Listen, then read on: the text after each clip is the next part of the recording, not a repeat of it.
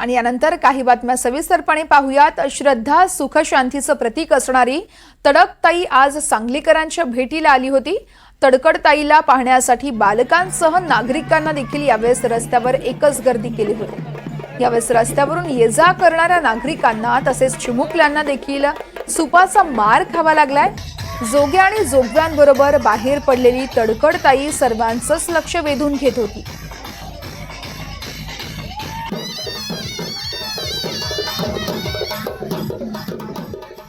ही आमच्या घरात परंपरा चालत आलेली आहे। ही माझी 7वी 8वी डुई आहे आमच्या नातवांची। ही परंपरा सालाबंद प्रमाणे केलंच पाहिजे।